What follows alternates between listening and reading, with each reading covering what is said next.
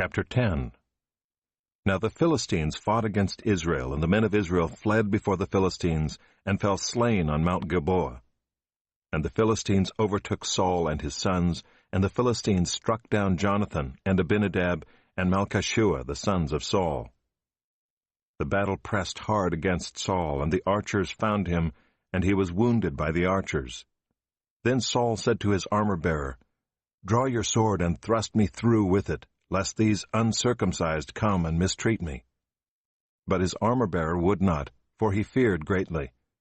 Therefore Saul took his own sword and fell upon it. And when his armor-bearer saw that Saul was dead, he also fell upon his sword and died. Thus Saul died, he and his 3 sons, and all his house died together. And when all the men of Israel who were in the valley saw that the army had fled, and that Saul and his sons were dead, they abandoned their cities and fled, and the Philistines came and lived in them. The next day, when the Philistines came to strip the slain, they found Saul and his sons fallen on Mount Gilboa. And they stripped him and took his head and his armor, and sent messengers throughout the land of the Philistines to carry the good news to their idols and to the people. And they put his armor in the temple of their gods, and fastened his head in the temple of Dagon.